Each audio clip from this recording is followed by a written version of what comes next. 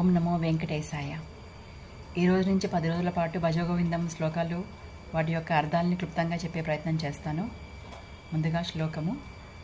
భజ గోవిందం భజ గోవిందం గోవిందం భజ మూఢమతే భజ గోవిందం భజ గోవిందం గోవిందం భజ మూఢమతే సంప్రాప్తే సన్నిహితే కాలే సంప్రాప్తే సన్నిహితే కాలే నహి నహి రక్షతి డుక్రుం కరణే నహి నహి రక్షతి డుక్రుం కరణే భజ గోవిందం భజ గోవిందం గోవిందం భజ మూఢమతే.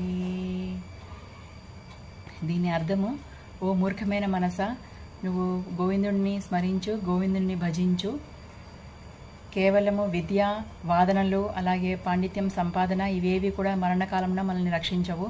కేవలం భగవంతుని స్మరణ అలాగే ఆత్మజ్ఞానము మాత్రమే మనకి ముఖ్యమైనవి.